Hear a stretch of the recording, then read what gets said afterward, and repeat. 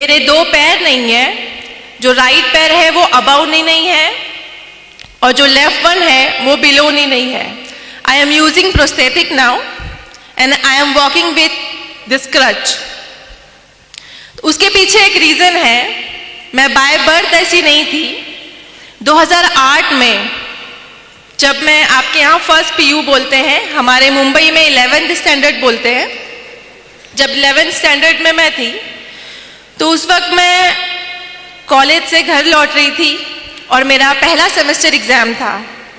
मैंने 10th में 92 score किया था और मुझे बचपन से ख्वाहिश थी कि मैं डॉक्टर बनूं। मेरे जो अब्बू हैं वो वेजिटेबल वेंडर हैं, सब्जी तरकारी बेचते थे। हमारी माली हालत अच्छी नहीं थी और मैं बस डॉक्टर बनकर घर को सपोर्ट करना चाहती थी। और जो मुझ जैसे गरीब तलबा तालबात थे, जो मुझ जैसे गरीब बीमार थे, उनकी खिदमत करने का जज्बा था और अल्लाह से दुआ करती थी कि अल्लाह मुझे उस काबिल बनाना। उस वक्त कुछ जराए नहीं थे, आप लोगों की तरह इतने सारे हेल्पिंग हैंड नहीं आते थे हमारे पास, लेकिन बस एक ख्वाब था कि डॉक्टर बनना है। 10th में अच्छा स्कोर किया, साइंस में एडमिशन लिया। 11th क्लास का पहला सेमेस्टर था और मेरा जो कॉलेज था वो घर से काफ़ी दूर था और मुझे लोकल ट्रेन से ट्रैवल करना होता था, मुंबई की लोकल ट्रेन। 7 अक्टूबर 2008 मामूल की तरह ही दिन था। मैं जब पेपर देखकर अपने कॉलेज से निकली, मैंने 12 डब्बों की ट्रेन पकड़ी बैंड्रा स्टेशन से। मैं ट्रेन के पहले डब्बे में सवार थी। ट्रेन 12 डब्बों की थी और मेरा जो डेस्टिनेशन स्टेशन था वो जोगेश्वरी था। जोगेश्वरी से पहले एक अंधेरी स्टेशन आता है जो बहुत ओवर क्राउडेड होता है। जब वो स्टेशन आया तो मैंने सोचा कि नेक्स्ट स्टेशन मेरा है, मुझे अपनी सीट से उठ के दरवाजे की तरफ आना चाहिए। ये एक लम्हा था। इस एक लम्हे में जब मैं अपनी सीट से उठी और दरवाजे की तरफ आई और दूसरे लम्हे में मैंने जब आंखें खोली तो वो 12 डब्बों की ट्रेन मेरी इतनी दूरी से, मेरे आंखों से बहुत तेजी से गुजर रही थी। एक लम्हे के लिए मैंने सोचा कि मैं कोई ख्वाब देख रही हूँ। मैं तो ट्रेन के डब्बे में थी, ट्रेन की पटरियों पे कैसे आ गई हूँ और ट्रेन इतनी तेजी से मेरे सर के ऊपर से कैसे गुजर रही है। बस एक वहम था कि अल्लाह करे ये ख्वाब हो, लेकिन मैं पहले डब्बे में सवार थी। वो 12 डब्बों की ट्रेन मेरे दोनों पहियों से कुचल के चली गई।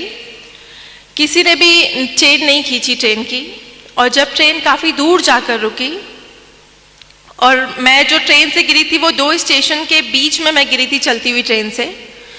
किसी ने ट्रेन की चेन नहीं खींची और तब मुझे एहसास हुआ जब मैंने अपने राइट पैर को कटा हुआ देखा पटरियों पर। उससे बहुत हैवी ब्लीड हो रहा था and I was conscious there.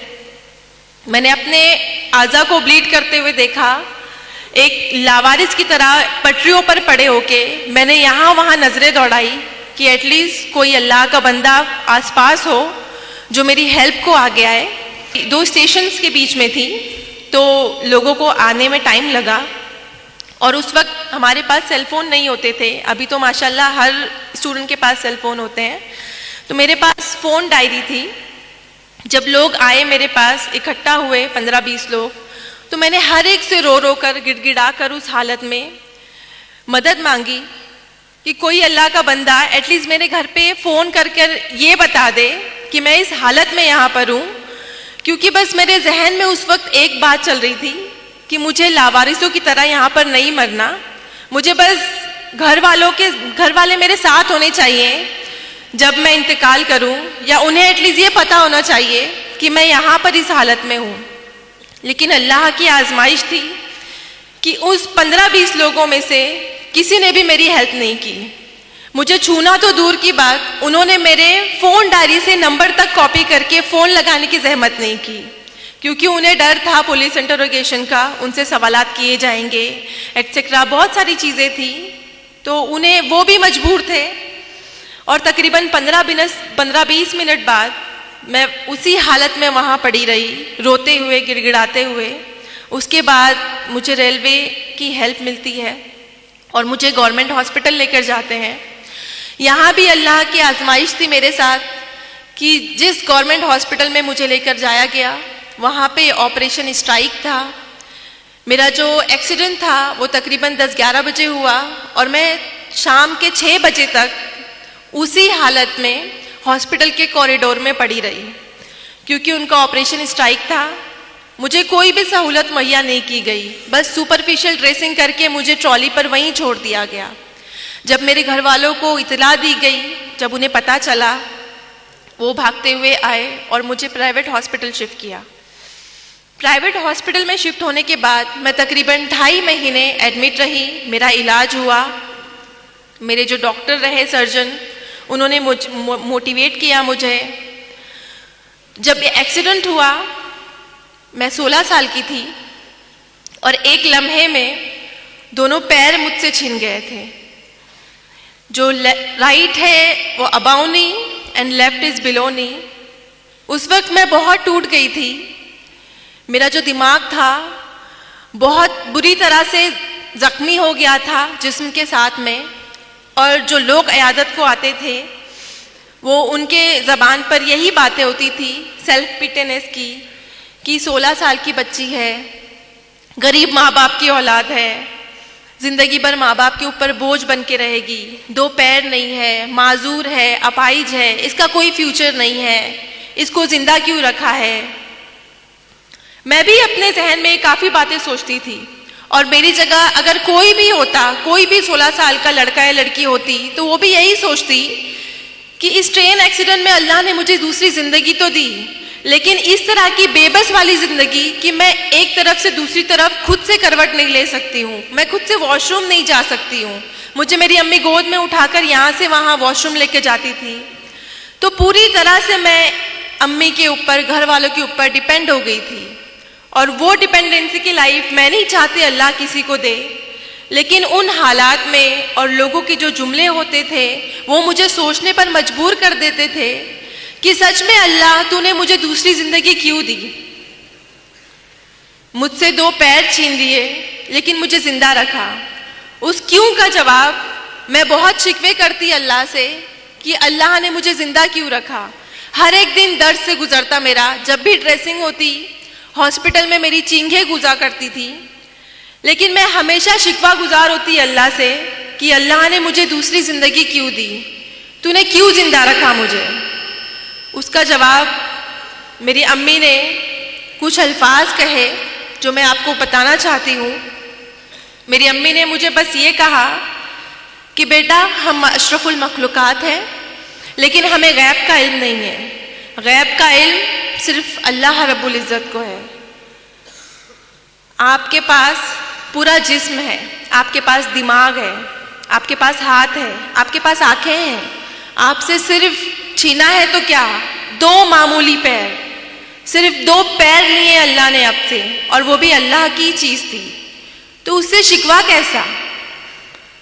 आपके पास दिमाग है, आपके पास आंखें हैं, हाथ हैं, आप पढ़ाई करो, अपना ख्वाब पूरा करो।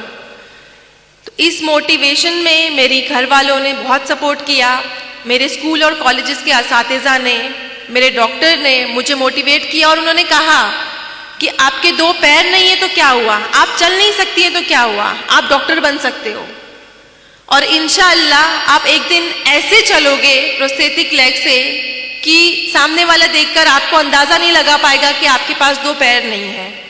उस वक्त मुझे लगता था कि ये सारी तसल्ली वाली बातें हैं, ऐसा कुछ नहीं होता, लेकिन मैंने हिम्मत नहीं हारी।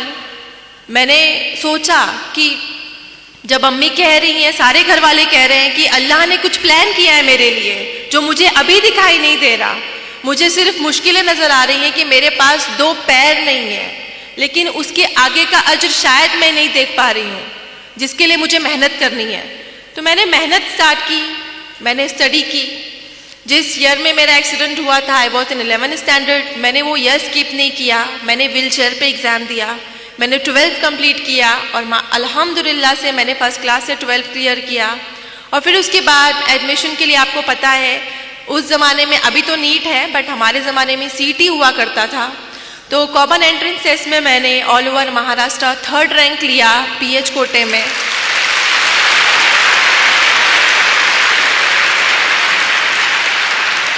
थर्ड रैंक लेने के बाद जिस तरह आपको खुशी हो रही है, मुझे इससे ज़्यादा खुशी हुई थी कि अल्हम्दुलिल्लाह मैं अपने ख्वाब के बहुत नज़दीक हूँ। और उसी दौरान मुझे ये प्रोस्थेटिक लगे, बायलैटरल जो प्रोस्थेटिक है मेरे नकली पैर, इससे मैंने चलना फिरना सीखा और मैंने 12 एग्ज़ाम क्लियर किया, सीईटी क्लियर किया। लेकिन यहाँ पर भी अल्लाह ने आजमाइश रखी मेरे लिए। मेडिकल में एडमिशन के लिए सारे डिसेबल पीपल को एक काउंसलिंग होती है, मेडिकल एग्जामिनेशन होता है और वहाँ पर हमारा डिसेबिलिटी परसेंटेज डिसाइड किया जाता है कि how much disable we are. तो वहाँ पे जब हम काउंसलिंग को गए, बहुत सारे कैंडिडेट आए हुए थे, मैं भी उनमें से एक थी। जब मेरा एग्जामिनेशन किया उन्होंने, तो मुझे मेरे डिसेबिलिटी सर्टिफिकेट पे उन्होंने 89% डिसेबल लिखा।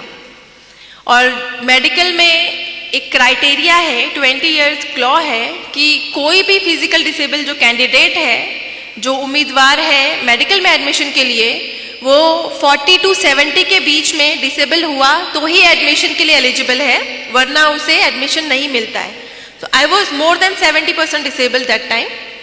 और तो मुझे मेडिकल में एडमिशन के लिए डिनाई किया गया कि आप 89% डिसेबल हो, आप 2 क्रचेस यूज करते हो, आपके पास 2 पैर नहीं है, तो आप मेडिकल में एडमिशन नहीं ले सकते हो, आप डॉक्टर नहीं बन सकते हो।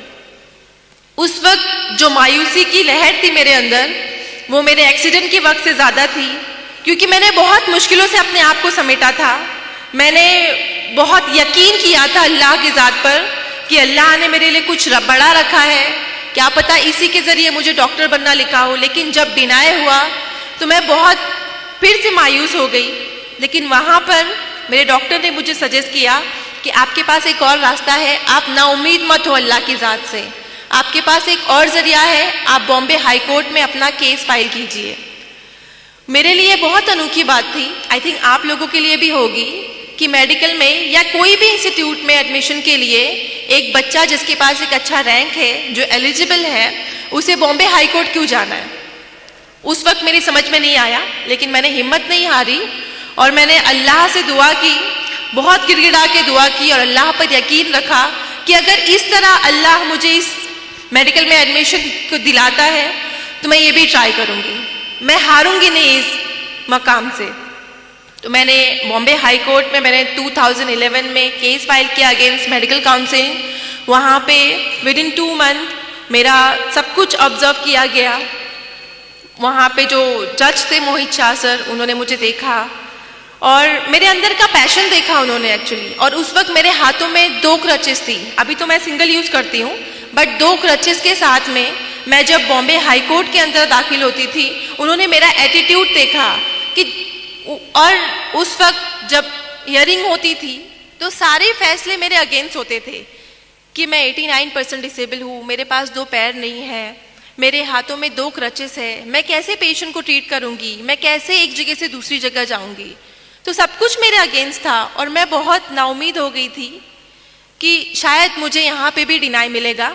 और मुंबई में ऐसा कोई केस नहीं था कि मोर देन 70% डिसेबल के बाद भी किसी को एडमिशन मिला हो। मेरा केस पहला केस था जो बॉम्बे हाई कोर्ट में गया।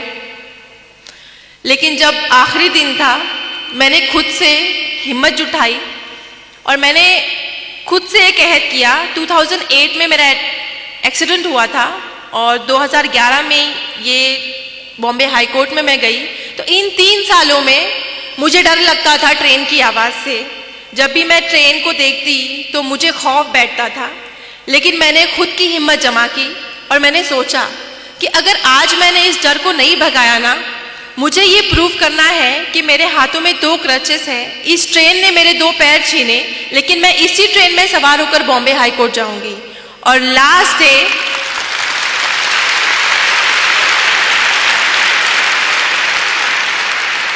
कोर्ट हियरिंग का फाइनल डे था, जब मेरे फेवर या अगेंस्ट में फैसला आने वाला था। मैंने ये रिस्क लिया। मैं अकेले मेरे जोगेश्वरी से CST ट्रेन में ट्रैवल करके गई और ये बात मेरे एडवोकेट ने जज साहब को बताई। वो बहुत इम्प्रेस हुए। और आप सबको पता है कि मुंबई की लोकल ट्रेन कितनी क्राउडेड होती है। उन्होंने कहा कि हम जैसे नॉर्मल इंसान नहीं आ सकते एक जनरल डब्बे में, और ये बच्ची जस्ट बिकॉज इसको एडमिशन चाहिए, उसके अंदर इतना पैशन है कि उसको डॉक्टर बनना है, मैं इसको एक मौका देना चाहता हूँ। ये बात अल्लाह ने उनके दिल में डाली। मेरे फेवर में फैसला करना उनके लिए बहुत बड़ा रिस्क था, क्योंकि ऐसा कोई केस नहीं था। लेकिन उन्होंने मेरा पैशन देखा, हार्डवर्क देखा, अल्लाह पर यकीन देखा, और उन्होंने अल्हम्दुलिल्लाह मेरे फेवर में जजमेंट दिया।